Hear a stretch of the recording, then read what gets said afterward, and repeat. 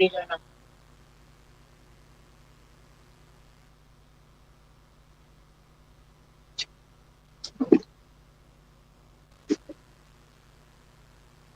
ขอความนอบน้อมจงมีแด่พระรัตนตรัยสวัสดีท่านกัลยาณมิตรทุกท่านนะครับวันนี้ตั้งใจที่จะมาสื่อเฉพาะเลยนะครับเนื่องจากว่าได้เห็นได้รู้ได้ประสบการณ์จากการที่ตัวเองก็เคยเป็นนักเรียนมาก่อนแล้วก็มาเปรียบเทียบกับนักเรียนรุ่นลูกรุ่นหลานก็เป็นสิ่งที่ดีนะครับไม่ได้มาว่าให้ใครแต่ว่าจะมาเป็นกำลังใจให้นักเรียนที่กำลังเรียนหนังสืออยู่ให้มีความให้มีกำลังใจที่คือ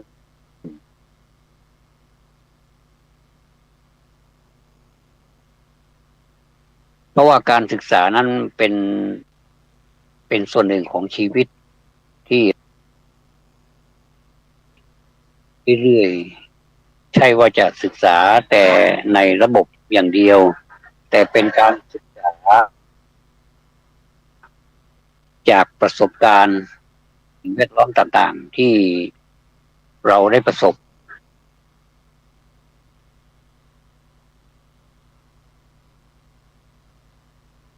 สิ่งใดก็ตามนะครับที่เราทำแล้วมันมีความสุขเราก็อยากจะทำต่อไป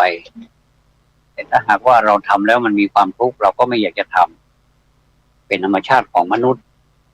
ถ้าหากว่ามนุษย์เกิดปัญหาก็มนุษย์นั่นแหละเป็นผู้แก้ปัญหาและก็อีกนั่นแหละมนุษย์ก็เป็นผู้สร้างปัญหาเสียเองก็สลับกันไปอย่างนี้ดังนั้นนะครับการจะทำอะไรก็ตามถ้า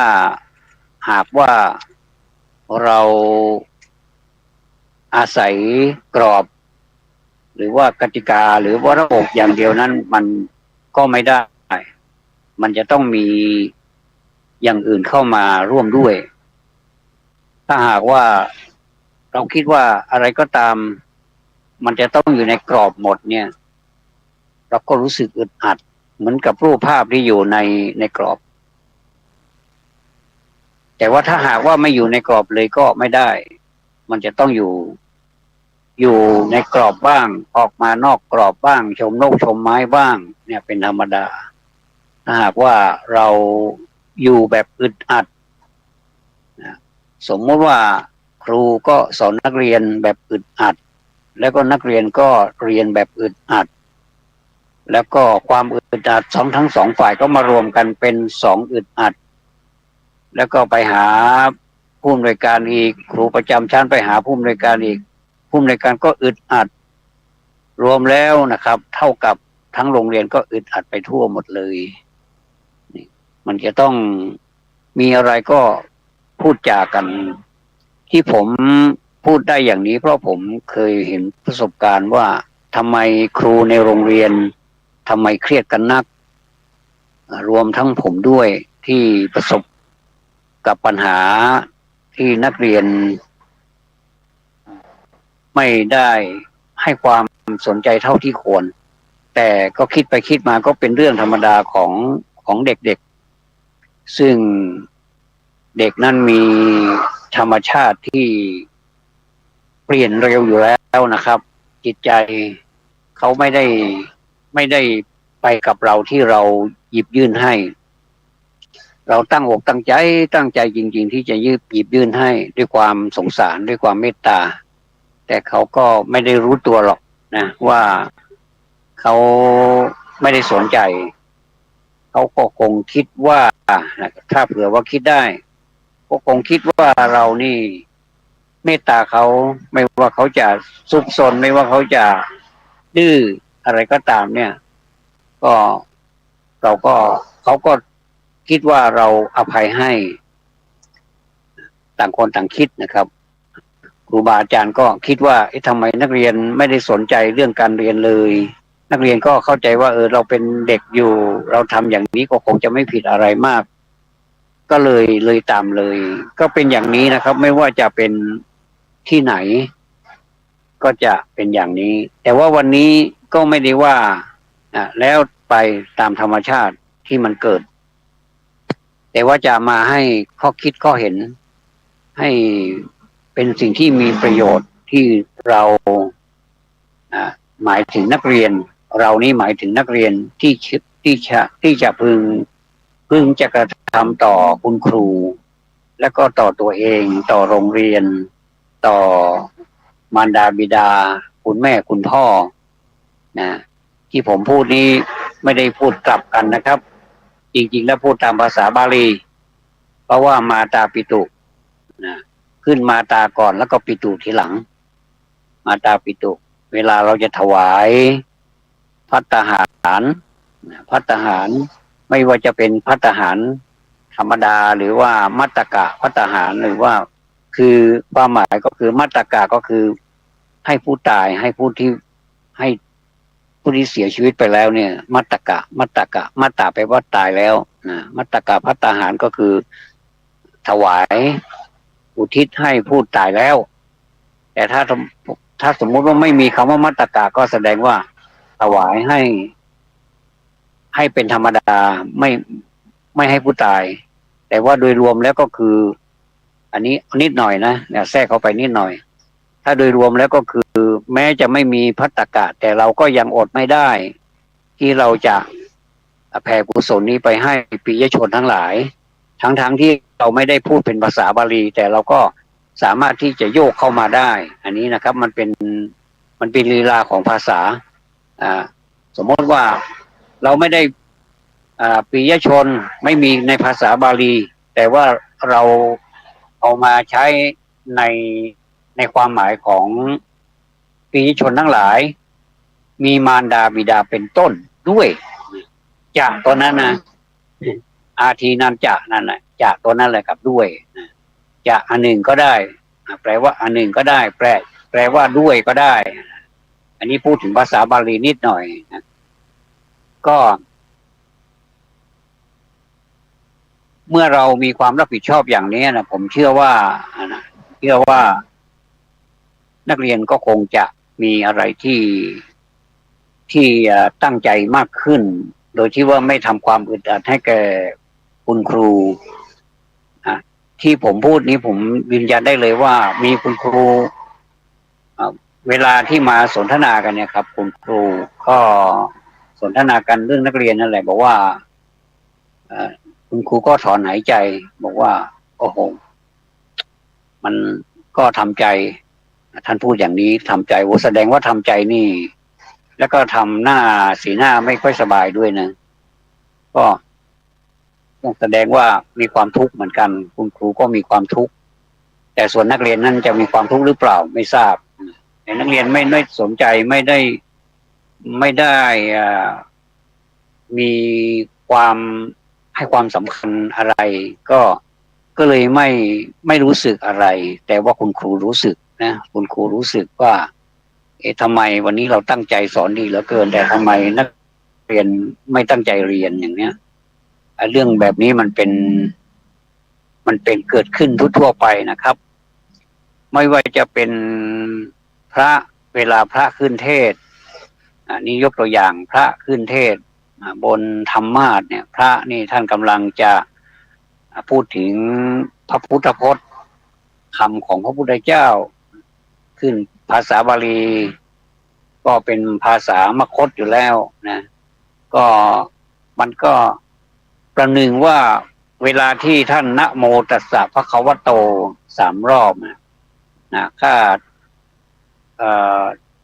เรียกว่าขอนอบน้อมนะแปลว่าขอนอบน้อมแด่พระผู้มีพระภาคเจ้าพระองค์นั้นซึ่งเป็นผู้ไกลจากกิเลสตรัสรู้ชอบได้โดยพระองค์เองแล้วยืนยันเป็นรอบที่2แล้วก็รอบที่3นะโม3 ครั้งนะครับถ้าเป็นนะโมแบบเทศก็จะเป็นนะโม5 ชั้นคือนะโมตัสสะ ภควโตอะระหะโตสัมมาสัมพุทธัสสะนะโมเนี่ยก็เรียกว่านะโมมันหลายชั้น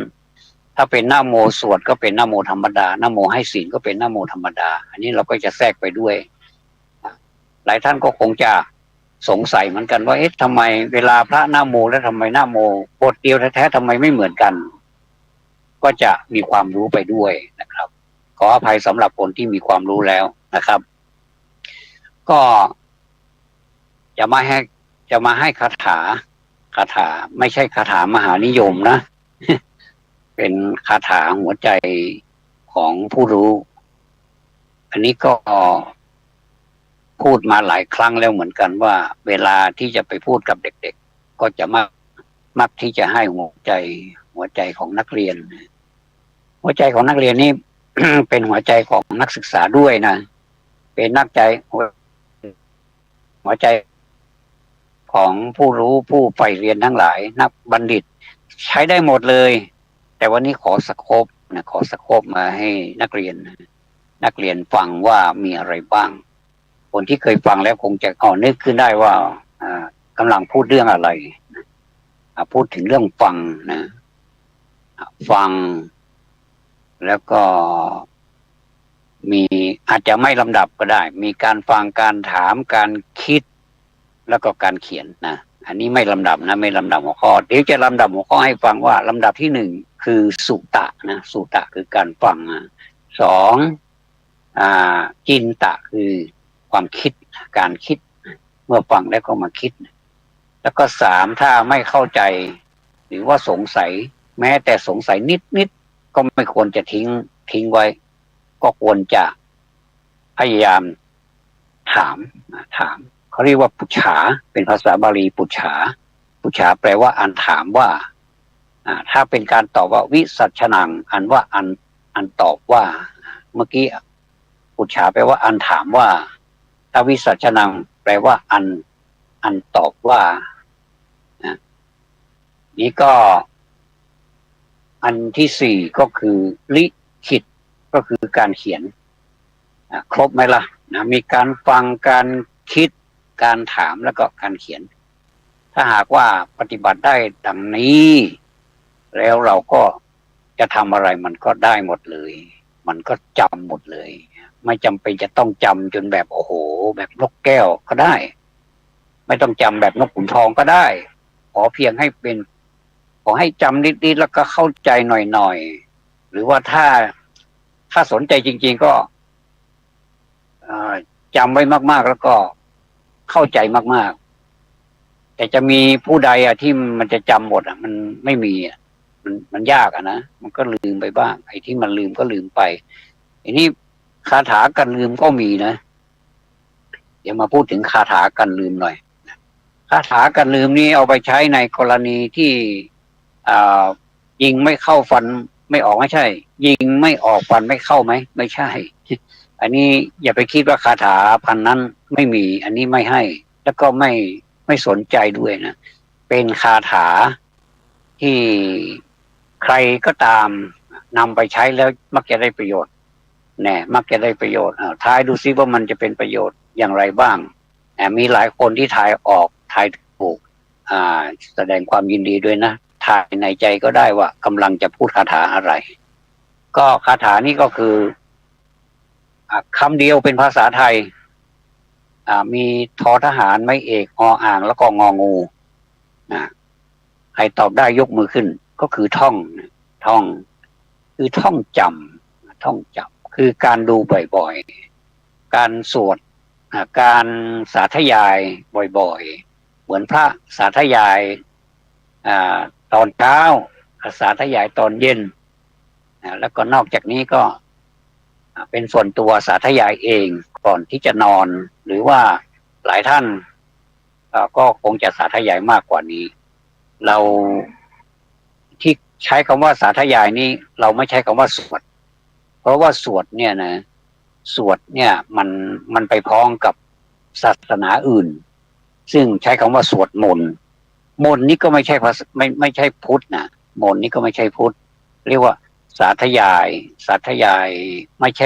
ช่สาธยายมนต์เราไม่มีมนต์ นะมนต์นี่หมายถึงสวดเพื่ออ้อนวอนเพื่อ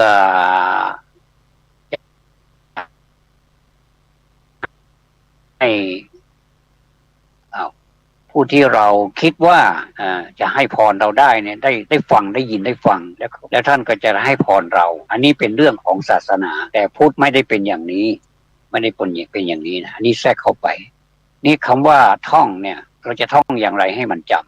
ำก็ถ้าเราจำได้ถ้าหัวดีๆเราจะท่องทีละ4-5 บรรทัดมันก็ย่อมได้แต่ถ้ามันก็อยู่ที่หัวของคนนะว่าอยู่ที่หัวอยู่ที่ความจำของคนอีกว่าเราจะท่องอย่างไรเราจะท่องแบบ1 บรรทัดก่อนใช่ไหมเราชัดท่อง1 บรรทัดก่อน2 บรรทัดก็แล้วแต่กำหนดเราก็ลองดูก่อนว่าจะลองเยอะๆก่อนสิว่ามันเป็นยังไงบางคนก็ลองจากเล็กๆไปหาใหญ่ๆบางคนก็ลองใหญ่ๆมาหาเล็กๆก็มีอย่างนี้ผมเคยลองแบบใหญ่ๆเป็นบทเลยอันนี้เป็นบทที่เราใช้ทำวัดนั่นแหละครับเรียกว่าเป็นบทสวดเป็นบทสวดเอาตั้งแต่นะโมอะระหะโตสัมมาสัมพุทธัสสะมเหสิโนเอามันมีตั้งหลายบรรทัดเกือบ10 บรรทัดหรือมั้งนะแล้วก็ผมก็โลภมากนะเขาเรียกว่าโลภมากลาภหายนะสวดทั้งหมดเลยทั้งบทเลยทำไมมันไม่ได้เนาะเราก็มาคิดว่าทำไมเราถึงความจำไม่ดีนะมาโทษตัวเองนะแต่แล้วนี่เราก็พอค้นพบวิเคราะห์ตัวเองว่าค้นพบตัวเองมันไม่ได้มันไม่รับหรอกสมอง10 บรรทัดมันไม่รับหรอกและยิ่งมันเป็นภาษาบาลีอยู่ด้วยเนี่ยคุณอย่าไปนั่นนะเพราะว่าภาษาบาลีมันท่องยากนะเพราะฉะนั้นคุณจะต้องลดลงมาผมก็ลดลงมาครึ่งหนึ่งสมมุติมี10 บรรทัดผมก็ลดลงมา5 บรรทัดเหลือ5 บรรทัดแรกเนี่ยผมก็จะท่องไม่ได้อีกทำไมขนาดนี้แล้วเรานะเราก็ลดลงมาเป็น3 บรรทัด3 บรรทัดนี่พอไปได้นะแต่ใช้เวลาหน่อยนึงแต่ถ้า2 บรรทัดนี่1 บรรทัดนี่ไปเร็วมากเลยอยากขนาดนั้นเลยเราทำอย่างนี้ดีกว่าไหมเราอย่าใจร้อนเลยบอกเราเอาทีละบรรทัดทีละบรรทัดทีละบรรทัด10 บรรทัดเอาบรรทัดละวัน10 วันมากไปไหมแต่ปรากฏว่ามันไม่ถึง10 วันนี่บางทีก็ครึ่งวันมันก็ได้แล้วก็แปลว่าเราได้วันละ2 บรรทัดผมลองหมดเลยนะลองหมดเลยว่าอะไรที่มันทำให้เราแบบจำได้นะเราเอาหมดเลยคือลีลานะคือแบบที่บอกไว้ไงบอกว่าไม่ต้องไปอยู่ในกรอบมากนะเราถ้าออกนอกกรอบบ้างเราก็จะไม่อึดอัดอันนี้ผมก็เช่นเดียวกันผมก็ไม่อึดอัดผมก็ท่องแล้วทีละบรรทัดแต่มันดันไม่ได้2 บรรทัดก็มันก็แค่5 วันแค่นั้นเองมันจะอะไรกันนักหนา5 วันดีกว่าเราไปอยู่เฉยๆอยู่ไม่ได้ท่องไม่ได้อะไรเลยนี่เวลาไปตอนเป็นพระนะเวลานิมนต์ไปเนี่ยนะเราไม่ได้เนี่ยนะทำปากขมุบขมิบนี้เราอายนะผมนี่ไม่ไปเลยนะผมว่าตอนนั้นผมไม่คล่องเลยนะเวลามานิมนต์เนี่ยเป็นสามเณรเวลานิมนต์บอกไม่เอาครับผมยังสุดไม่ได้หมดเลยผมพูดนะผมเคยพูดนะแล้วผมก็มาเร่งเอาสวดมนต์เฉพาะที่ไปกิจนิมนต์เพราะเราเป็นวัดบ้านใช่ไหมครับวัดบ้านนี่มันเกี่ยวข้องกับโยมเกี่ยวข้องกับพิธีกรรมอะไรนี่ต่างๆมากมายแต่ต่างกับพระป่าที่ท่านอาจารย์อะไรออกมาพูดนะบอกว่าที่อายุแก่แล้วมากแล้วเนี่ยแก่มากแล้วก็มาบวชแล้วก็บอกว่าไปอยู่วัดที่มันแบบมันร้างวัดร้างมาอยู่วัดร้างแล้วก็คนก็มาถามว่าอาจารย์บวชนานแล้วเหรออาจารย์น่าจะเป็นเจ้าวาดนะอย่างเนี้ยใน YouTube ท่านก็บอกว่าอาตมาเพิ่งบวชเองนี่มันบวชตอนแก่ก็เหมือนกับบวชนานแล้วใช่ไหมโยมเขาไม่เข้าใจบอกว่าอาจารย์บวชนานแล้วน่าจะเป็นเจ้าอาวาสบอกแล้วเป็นธรรมยุทธ์ด้วยนะพูดกันตรงๆเป็นธรรมยุทธ์บอกว่าเป็นพระวัดป่าไม่ใช่ไม่เหมือนพระวัดบ้าน อันนี้ผมเป็นพระวัดบ้านเป็นสามเณรวัดบ้านมันเกี่ยวข้องกับโยมมันเกี่ยวข้องกับการเจริญพุทธมนต์การไปนั่นไปนี่บ่อยนะครับถึงไม่บ่อยแต่ถ้าเราไปแล้วเราไม่ได้เราก็รู้สึกอายอยากกันนั้นเลยเพราะว่ามันไม่ใช่อยู่ที่งานว่าทำไมเขาสวดกันเยอะทำไมเขาเอาบทสวดที่มันยากๆมาสวดแต่ผมต้องมามองดูตัวเองหันมามองตัวเองส่องกระจกตัวเองบอกโอ้เราไม่ได้เองนะเราอย่าไปโทษเขาอย่างเนี้ยผมก็เลยเร่งเลยครับเร่งที่จะโอ้หามรุ่งหามค่ำเลยเนี่ยสมัยก่อนนี่นะมันไม่มีไฟฟ้ามันไม่มีไฟฟ้าใช้นะครับสมัยนั้นนะอันนี้จะย้อนไปในอดีตการโน้นนะครับว่าอดีตกาเลในการหนึ่งนานมาแล้วเนี่ยนะก็สมัยนั้นนี่ก็บรรพบุรุษของเราก็ประสบมาแล้วว่าเรื่องไม่มีไฟฟ้าใช้นี่ไม่มีไฟฟ้าใช้ไม่มีน้ำประปาใช้น้ำบ่อน้ำขุดเอานะอย่างมากอย่างดีก็เจออย่างดีที่สุดก็คือการที่จะไปเจาะเป็นบาดาลอะไรนี่มีแต่นานๆทีหมู่บ้านหนึ่งบางทีก็ไม่มีบางทีก็มีมันก็ความสะดวกสบายอะไรมันไม่ค่อยมีแต่ว่าความคิดประมาณของคนในสมัยก่อนนี่เต็มเปี่ยมเลยนะครับไม่ได้ด้อยไปกว่าการพัฒนาเหมือนสมัยนี้หรอกถ้าจะเปรียบเทียบการพัฒนาสมองกับเทคโนโลยีที่พัฒนาสมัยนี้ผมว่าเทียบกันไม่ได้เลยมันก็ไปคนละแง่นะครับถ้าผมให้คะแนนนะผมให้คะแนนคนสมัยก่อนเต็มร้อยเลยแต่สมัยนี้ผมให้แค่แบบ80ดีกว่าปะถ้า50คุณก็ไม่ต้องพูดแล้วเพราะว่าคุณกำลังพูดอยู่กับเทคโนโลยีใช่ไหมใช่ครับอันนี้ก็ให้ไป80ก็แล้วกันเหลือ20 100ย่อนแต่ถ้าเป็นคนสมัยก่อนสมองคนสมัยก่อนนี่ผมให้100เต็มไม่ย่อน100เต็มเผลอๆก็มากกว่าด้วยนะครับอันนี้จะออกนอกกรอบไปแล้วนะเพราะฉะนั้นดึงเข้ามาอยู่ในกรอบเหมือนเดิมนะครับก็ลืมไปแล้วพูดอะไรเนี่ยก็เรียกว่า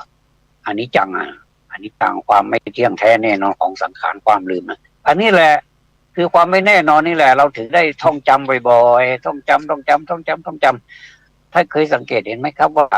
พระที่มีความที่มีความจำเป็นเลิศนี่ผมจะยกตัวอย่างนะยกตัวอย่างอย่างวัดป่าแพ่งเนี่ยนะท่านพระครูพดุงเนี่ยนะผมเรียกชื่อจริงนะท่านพระครูพดุงเนี่ยหลวงปู่เนี่ยนะซึ่งท่านได้มรณภาพไปแล้วสมัยก่อนนี้ผมเคยไปเป็นสัตถิวิหาริกอันเตวสิกในวัดของท่านนะครับท่านก็ต้องขออภัยด้วย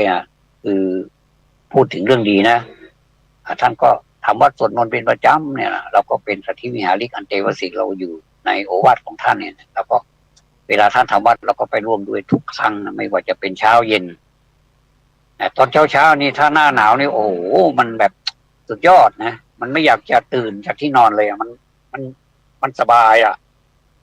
มันสบายมันก็เลยไม่อยากจะตื่นที่นี่เมื่อเราฝึกตนนะเขาเรียกว่าการฝึกตนนะอัตตาหาเวชิตังไสยโยเนี่ย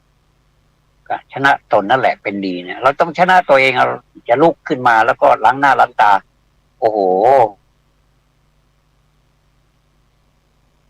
ปอน้ำกับสัมผัสกับมือของเราอย่างนั้นแหละนะโหชาขึ้นเลยนะมันเย็นมากเลยเพราะว่ามันน้ำมันขังก็โอ้โหสุดยอดนะตอนเช้านะไม่ใช่ว่ามันไม่นั่นนะก็ทรมานนะตื่นเช้ามาเราต้องวอร์มร่างกายก่อนแล้วก็เข้าห้องน้ำแล้วก็ทำใจนะว่าน้ำนี่มันย่อมจะนั่นย่อมจะเย็นแล้วก็มีวิธีการคือปล่อยน้ำออกไปก่อนจากที่มันค้างอยู่ในก๊อกนะหัวก๊อกนะมันเย็นมากเลยมันก็ปล่อยไปก่อนอีกสักพักหนึ่งมันก็จะไม่เย็นมากอันนี้คือวิธีการเพื่อประสบการณ์นะครับเนี่ยท่านก็ทำวัดสวดมนต์ทุกเช้าทุกเย็นทุกเช้าทุกเย็นทุกเช้าทุกเย็นเนี่ยทำให้เรามีความเกินแต่ที่แปลกก็คือสวดมนต์ยากๆบทยากๆอย่างธรรมจักรมหาสมัยอะไรนิยามสูตรอะไรพวกนี้นะหลวงปู่ได้หมดเลยโดยที่ว่าไม่ต้องดูอะไรเลยหลวงปู่สุดยอดมากอันนี้ผมต้องคารวะเลยและคารวะท่านมานานแล้วด้วยเรื่องความจำเวลา มีกิจนิมนต์ที่ไหนไม่ว่าจะเป็นสวดมนต์ตันบ้านเราใช่ไหมครับสวดมนต์ตันก็คือมันจะมีพิธีพุทธาภิเษกมีพิธีใหญ่ๆอะไรเนี่ยนะครับท่านก็จะสวดมนต์ที่ไม่มีการข้ามบทเอาทั้งบทขัดด้วยแล้วก็บทเต็มด้วยเนี่ยหลวงปู่ไปนี่เรียบร้อยหมดเลยนั่งอยู่รูปแรกเลยรูปแรกท่านก็จะสาธยายเป็นผู้สาธยายให้ศีลแล้วก็เริ่มตั้งต้นสวดโอ้โหสุดยอดผมได้ไปอยู่ในพิธีกับท่านหลายครั้งสวดมนต์พุทธาภิเษกอะไรต่างๆในงานใหญ่ๆเหล่านี้นะก็รู้สึกว่าท่านไม่ได้สร้างความผิดหวังให้กับสาธุชนเลยอันนี้เสียดายที่ท่านจากไปแล้วก็ชราภาพมากครับ90 กว่าแล้วโอ้90 กว่านี่ก็แสดงว่าชรานะชราภาพมากเลยนะพูดถึงท่านแล้วก็รู้สึกมีกำลังใจอะที่จะท่านคงจะมีความบากบั่นมากนะท่านคงจะมีความเพียรมากในเรื่องของการสวดท่านก็คงจะไม่ปลอท่านก็คงจะไม่สมูทไม่สง่างามสมมุติว่าผมยกตัวอย่างสมมุติว่าหลวงปู่ใช่นะครับผมสมมุติเฉยๆนะสมมุติว่าหลวงปู่ไปแล้วก็หลวงปู่ทำให้คณะสงฆ์นี่ผิดหวังญาติโยมผิดหวังหลวงปู่ก็เป็นผู้นำที่ไม่ได้อะไรมากมายแต่ว่ามีพรรษาการมากก็เลยนิมนต์ไปเป็นรูปแรกเป็นประธานหลวงปู่สร้างความไม่สบายใจให้กับญาติโยมเนี่ยผมว่าหลวงปู่ก็ไม่ได้รับการ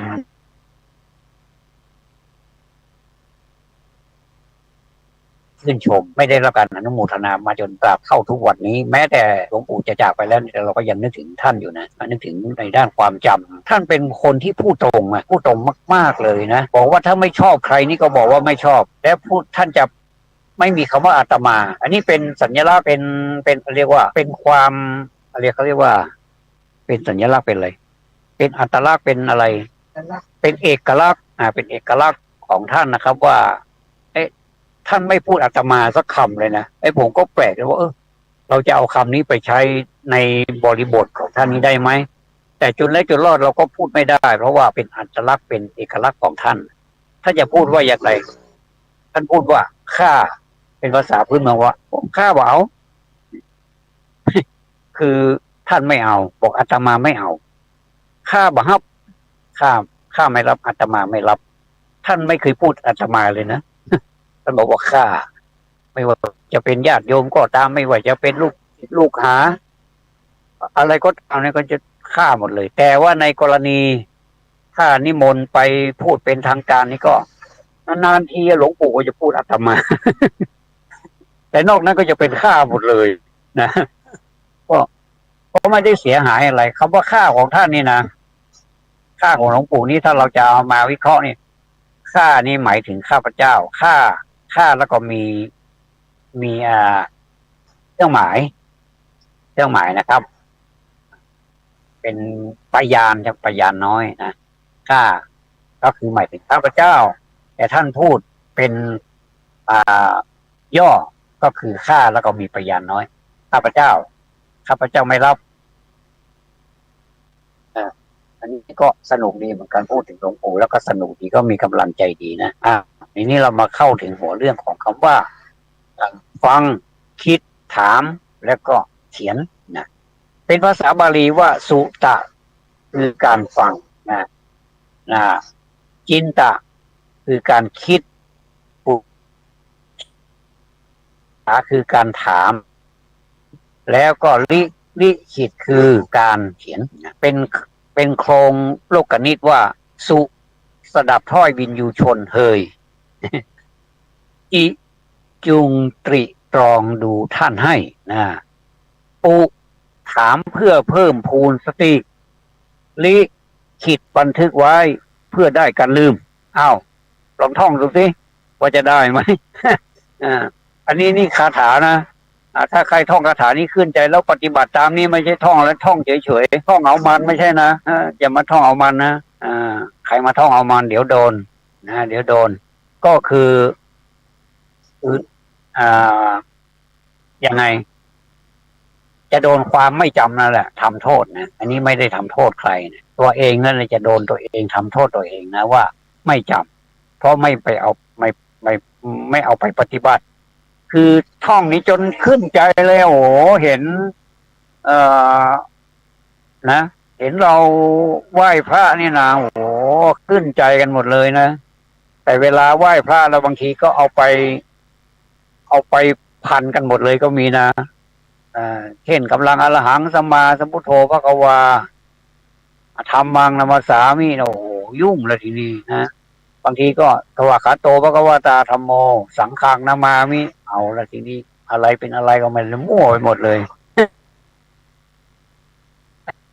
นี่ก็ไม่ได้นะมันต้องมีระเบียบก็บรรทัดใครบรรทัดมันความหมายของใครของมันอย่างอรหังสัมมาสัมพุทโธพระกวาต้องใช้คำว่าต่อไปด้วยพุทธังพระกวันตังอภิวาเทมินะสวากขาโตพระกวตาธัมโมแล้วก็ต้องทำมังนามัสสามิสุปฏิปันโนพระกวโตสาวกสังโฆสังฆังนามามิเนี่ยคือจะอยู่กลุ่มแต่ละกลุ่มนี้ไม่สลับกันอย่าคืมฟ้าคืมฝนแล้วก็ไปพูดสลับกันเนี่ยมันไม่ใช่ความหมายก็จะเปลี่ยนทันทีเลยว่าเอาพระพุทธเจ้าไปเป็นพระสงฆ์เฉยเลยเอาพระสงฆ์มาเป็นพระพุทธเจ้าเฉยเลยอย่างนี้มันไม่ได้มันต้องแบบนี้เขาเรียกว่าอยู่ในกรอบนะ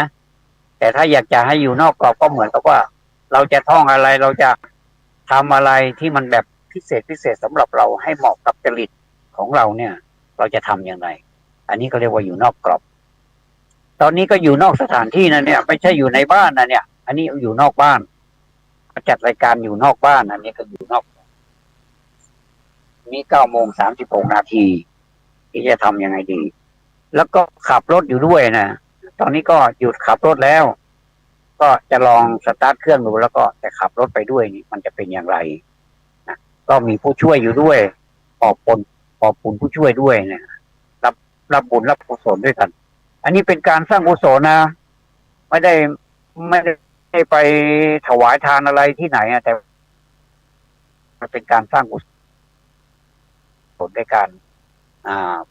บอกให้คนอื่นรู้วิธีการอันนี้เป็นการสร้างบุญเหมือนกันอันนี้ผมเป็นการสร้างบุญนะครับแล้วคนที่มีส่วนร่วมด้วยนี่ก็สร้างบุญด้วยสร้างกุศลด้วยใช่ว่าเราจะต้องสร้างด้วยเงินด้วยทองด้วยทรัพย์สมบัติไม่ใช่อันนี้ผมสร้างด้วยภูมิปัญญาสร้างด้วยความรู้ที่ถ่ายทอดให้นะครับแล้วก็จริงๆแล้วอยากจะให้เขาปฏิบัติตามด้วยก็จะอนุโมทนาเป็นอย่างยิ่งเลยแต่ถ้าเขาในขั้นแรกนี้เอาไปท่องก่อนก็อนุโมทนาไปขั้นหนึ่งก่อนขั้นที่สองก็อนุโมทนาในขั้นที่สองก็คือขั้นแรกนี้ให้คะแนนไปก่อนถ้าเป็นคะแนนเต็ม10คะแนนไป5พอท่องแล้วนำไปปฏิบัติ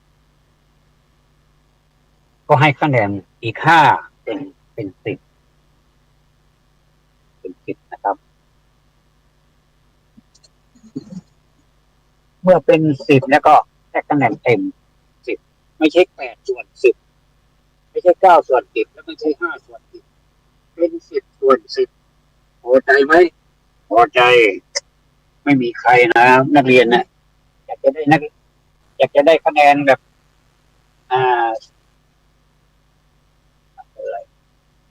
2/10อย่างเนี้ยไม่มีใครอยากได้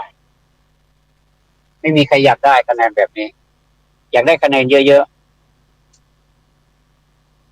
อยากได้คะแนนเยอะๆเพราะว่า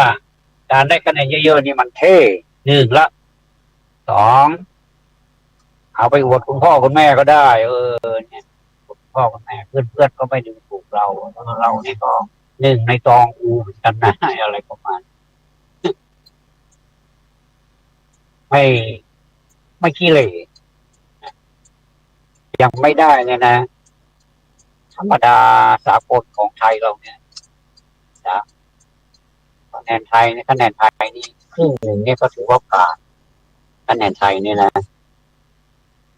5/10โอเคแล้วล่ะแต่นี่อยากจะให้มันได้มากกว่านั้นก็จะดีไหมล่ะดีนะเราอย่าไปยึดติดว่าได้แค่ครึ่งก็พอใจแล้วถ้าจะวิ่งจะเป็นนักวิ่งนักวิ่งก็ให้วิ่งมันเต็มเท้าเลยลำให้มันสุดแขนมันนกยูงลำแพนนะ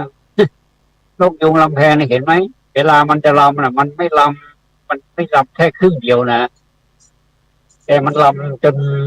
จนสุดปีกมาเลยนะสุดปีกสุดหางสวยเห็นไหมล่ะจะเป็นสีอะไรมามีสีนะสวยงามก็แล้วกันนะนกยูงถ้ามันลำแพนแล้วเราชอบดูนักเรียนจะลำแพนบ้างไหมล่ะนักเรียนจะลำแพนก็ได้นักเรียนจะแสดงความสามารถนะอันนี้ครูเนี่ยผู้สอนเนี่ยย่อมจะมีความยินดีในลูกศิษย์ตัวเองบอกผมรู้นักเรียนคนนี้ตั้งใจจริงๆนะอย่างอันนี้ผมพูดได้เลยนะพูดได้เลยเพราะประสบการณ์โดยตรงและเป็นปัจจุบันด้วยนะอย่างโรงเรียนวัดเจ็ดยอดนี่นะ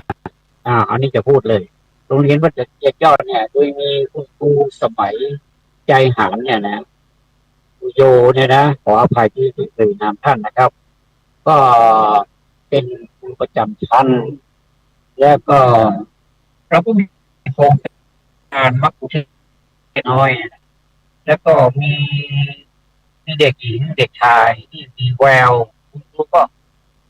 รู้จักจัดคนด้วยนะจัดคนที่มีแววมากๆแล้วก็มีความตั้งใจมากๆนะที่จะถ่ายทอดที่มาเป็นมักคุเทศน้อยถ่ายทอดให้ผู้ที่มาเยี่ยมวัดเจ็ดยอดเนี่ยนะเขาได้รู้ว่าความเป็นมาของสัตตะสัตตะแปลว่าเจ็ดมหาสถานแปลว่าสถานที่ใหญ่สัตตมหาสถานก็หมายถึงสัตตะสถานที่ใหญ่ยิ่งใหญ่เนี่ยเจ็ดแห่งปรากฏว่าคุณครูก็ปั้นขึ้นมารวมกับผมด้วยนะรวมกับผมด้วยรวมกับผมก็ร่วมกันปั้นแล้วก็นักเรียนก็มีความตั้งใจด้วยนะก็เป็น3 ฝ่ายโรงเรียนก็เป็นความสนุกด้วยก็เป็น4 ฝ่ายก็นักเรียนก็เลยกลายเป็นเอกลักษณ์ของโรงเรียนวัดเจ็ดยอดนะโรงเรียนวัดเจ็ดยอดนี่ตำบลช้างเผือกอำเภอเมืองก็เป็นที่เป็นที่รู้จักของทั้งประเทศนะครับว่านักเรียนนี่มีความสามารถถ่ายทอดความหมายของสัตตมหาสถานนี้ได้อย่างดีเยี่ยมเลยแล้วผมก็ยินดียินดีปรีดามากๆนะครับถ้าจะเอ่ยชื่อนักเรียนนั้นผมขออนุญาตเอ่ยชื่อยกตัวอย่างนักเรียนอีกก็แล้วกันชื่อแสงสาชื่อแสงสาแต่ได้ยินชื่อก็ท่านก็จะอ๋อเป็นคนไทยใหญ่แสงสาเป็นคนที่มีความตั้งใจแรกๆก็ไม่รู้อะไรหรอกนะว่าสัตตมหาสถานมันเป็นยังไงแล้วก็จะอธิบายอย่างไรแต่สามารถอธิบายเป็นฉากได้เริ่มตั้งแต่พระพุทธเจ้าจะตรัสรู้นควงสีมหาโพธิ์หรือว่าบ้านเราเรียกว่าต้นสลีและอธิบายด้วยนะบอกว่าวันนี้เป็นตายนี่เราจะไม่ลุกจากที่ถ้าเราไม่สำเร็จพระพุทธเจ้าตอนนั้นเป็นพระสิทธัตถะอยู่ยังไม่ได้ตรัสรู้พระสิทธัตถะโคดมเป็นตายอย่างไรแม้แต่เนื้อแต่หนังมันจะแห้งติดบัลลังก์ติดที่เรานั่งนี่ก็ตามเราก็ไม่ยอมจริงๆไม่ยอมสยบเราจะให้สำเร็จให้จงได้และเป็นอย่างนั้นจริงๆเราฟังแล้วเราปลื้มปีติมากแล้วเราก็น้ำตาซึมว่าโอ้โหแสงตาอธิบายได้ดีมากดีกว่าอาจารย์ที่สอนอีกเขาเรียกว่าเขาใช้วิญญาณพูดใช้ในใจคอในใจออกมาพวกดวงใจออกมาพูดเลยได้ใจคนฟังที่แสงสาแล้วก็ทีมงานอีกนะทีมงานอีกที่ออกมาพูดเขาก็พูดจากหัวใจกันทั้งนั้นนี่ผมก็เลยน นำเรียนท่านนะว่ามีจริงนะคนที่มีความจำนะครับมีความจำเนี่ยเขาไม่ได้จำเฉยๆเขาจำและเขาเข้าใจอย่างแสงตาเนี่ยผมยกให้เป็นตัวอย่างนักเรียนเลยนะที่ผมเคยสอนมานี่ก็มีหลายรุ่นนะครับว่ามันก็มีดาวประจำรุ่นอยู่นะไม่ว่าจะเป็นรุ่นไหนผ่านมาหลายรุ่นนะแล้วผมสอนเด็กมาหลายรุ่นร่วมกับคุณครูลุงสมัยเนี่ยนะครับโยเนี่ยนะก็ก็เลยรู้ว่าแต่ละรุ่นนะเขามีความสนใจจริงๆจนเรานี่ได้รับความประสบความสำเร็จผมไม่ได้ดีใจว่าผมประสบความสำเร็จหรอกมันเป็นความสำเร็จของการศึกษาระดับหนึ่งของโรงเรียนที่ชื่อว่าโรงเรียนวัดเจ็ดยอดวัดเจ็ดยอดเป็นพระอารามหลวงนะครับเป็นพระอารามหลวงโดยมีพระเดชพระคุณหลวงพ่อพระเทพปริยัติท่านเคยดำรงตำแหน่งเป็นเจ้าคณะจังหวัดเชียงใหม่เป็นผู้ปกครองสูงสุดในจังหวัดและปัจจุบันนี้ท่านก็ดำรงตำแหน่งที่สูงขึ้นไปอีกก็คือเป็นที่ปรึกษาของเจ้าคณะภาคเจ็ดนะก็อันนี้แสงสารนี่เวลาขึ้นพูดเธอจะพูดถึงพระเดชพระคุณด้วยโอ้โหเก่งจริงๆนี่ผมยอมรับว่าเก่งจริงๆที่ผมขออภัยครับที่ผมมีใจที่สอนนักเรียนต่อไปได้เนี่ยเพราะผมได้กำลังใจจากนักเรียนที่เป็นอย่างนี้ว่าเขาเอาไปใช้ได้จริงเนี่ยไม่ต้องมากก็ได้แต่ว่าถ้าทั้งโรงเรียนเนี่ยยิ่งจะดีใจใหญ่เลยนะเรายิ่งจะมีความแบบโอ้โหโมทนาสาธุมากกว่านี้อีกดังนั้นนะครับไม่ว่าใครก็ตามไม่จำเป็นจะต้องเป็นแสงสาก็ได้ใครก็ตามที่มีความที่มีความเป็นนักเรียนเนี่ยความเป็นนักเรียนแล้วก็มีความตั้งใจที่จะร่ำเรียนอย่างแสงสานี้ได้เนี่ยโอเคเลยนะขอให้เป็นทั้งโรงเรียนเลยล่ะไม่ว่าจะพูดถึงใครก็สามารถที่จะพูดได้เรียกใครมาพูดก็พูดได้นะแต่ถึงแม้ว่ามันจะเป็นไปได้ยากแต่เราก็ขัดเกลากันไปอาจจะรุ่นต่อไปถ้าแสงสาออกจากโรงเรียนวัดเจ็ดยอดไปแล้วเนี่ยนะออกจากโรงเรียนวัดเจ็ดยอดไปแล้วเนี่ยในอนาคตอาจจะไปอยู่โรงเรียนอะไรก็ได้ที่มันมีม.1 ไปม.6อะไรเงี้ยนะหรือจะแล้วแต่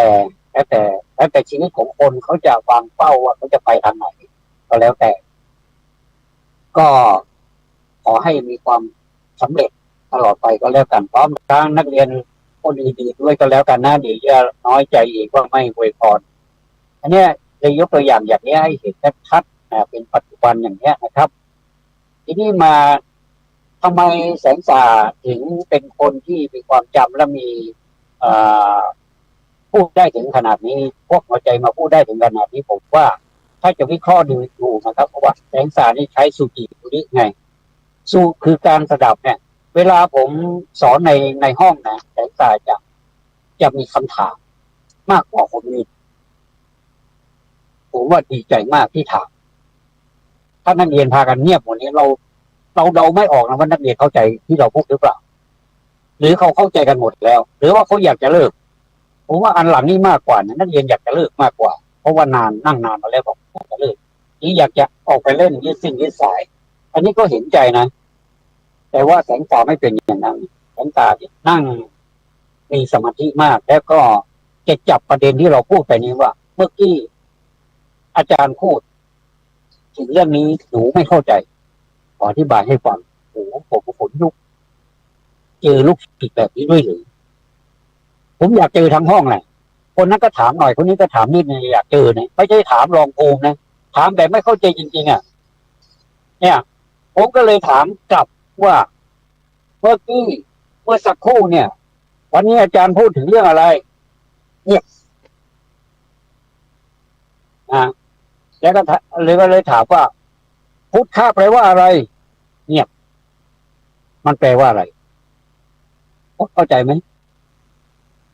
แต่จะมีเสียงหนึ่งเปล่งออกมาก็จากแสงสารนั่นแหละบอกว่าพุทธะแปลว่าผู้ตื่นผู้รู้ผู้เบิกบานโอ้โหผมก็เลยบอก ถ้าอย่างนี้ไม่ปรบมือก็ไม่ได้แล้วเราก็ปรบมือดังสนั่นวิหารเลยอย่างนี้แหละครับผมต้องการคนที่มันมีความจริงใจและนักเรียนที่มันจริงๆแบบนี้แหละอาจารย์ต้องการคนแบบนี้ลูกศิษย์ทั้งหลายคุณครูทั้งหลายที่มาสอนนักเรียนเนี่ยต้องการคนแบบนี้ทั้งห้องเลยนะไม่เว้นใครคนใดคนหนึ่งไม่เลือกที่รักไม่มักที่ชังก็ก็ขอให้เป็นอย่างนี้เหมือนแสงสานะแล้วก็เหมือนกับรุ่นอื่นๆผมจำไม่ค่อยได้แล้วไม่ได้ตรวจมาจำไม่ได้แล้วมันหลายรุ่นเหลือเกินแต่แต่ละรุ่นก็มีดาวประจำรุ่นอยู่นะติดมากๆเลยบางรุ่นก็ใช้เป็นภาษาอังกฤษก็มีภาษาอังกฤษนี่โดยมีผู้อำนวยการเนี่ยท่านเก่งภาษาอังกฤษมากเลยแล้วก็ครูภาษาอังกฤษของโรงเรียนวัดยอดเยี่ยมสามารถคุณครูโยก็สุดยอดถ้าไม่งั้นเราจะถ่ายทอดให้นักเรียนเป็นภาษาอังกฤษไม่ได้พอพูดภาษาไทยประโยคหนึ่งสักแป๊บหนึ่งก็แปลเป็นภาษาอังกฤษออกมา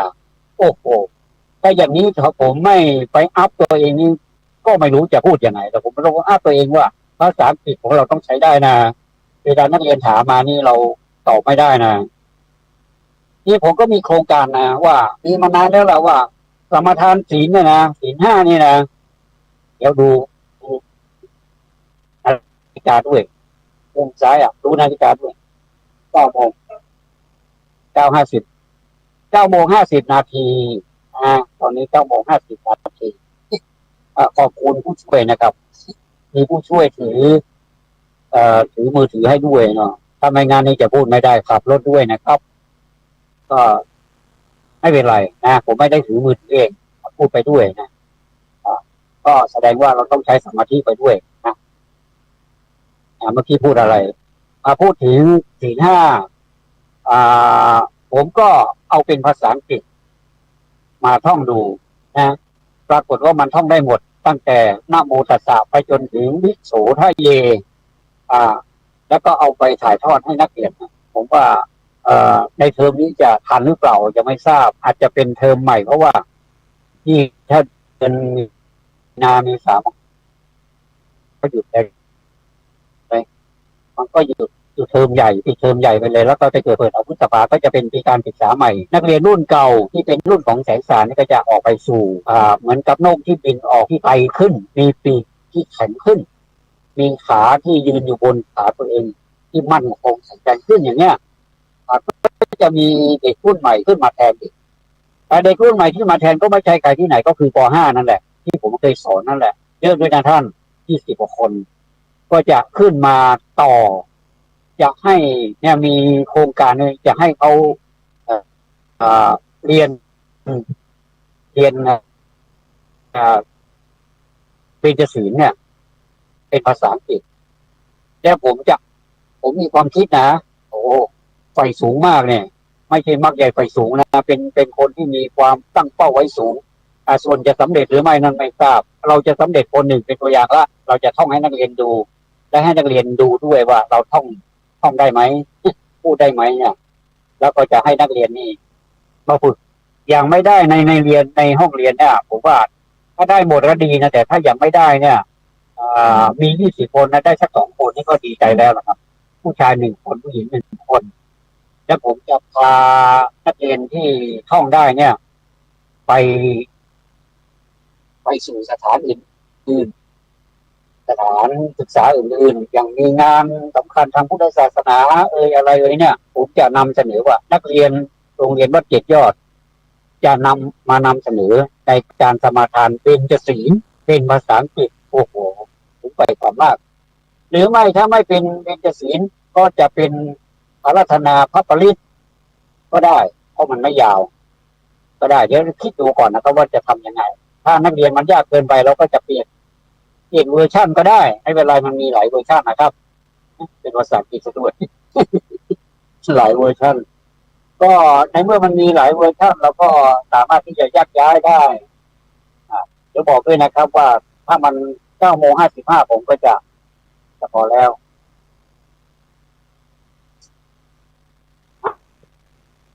54ตอนนี้9:54 นาทีแล้วผมพูดมาถึงสุกิปุริอัก ก็อธิบายหมดแล้วนะสุคือการฟังลิคือจิคือการจินตนาคือการคิดและปุจฉาคือการถามแล้วก็ลิขิตคือการเขียนนะสุจิปุริวินิมุตโตกะถังโสปันดิโตภเวอันนี้คือคาถาที่มอบให้นักเรียนในวันนี้เจาะจงนักเรียนนักศึกษาโดยเฉพาะเลยนะครับขอบพระคุณในการติดตามรับฟังครับธรรมะสวัสดีครับ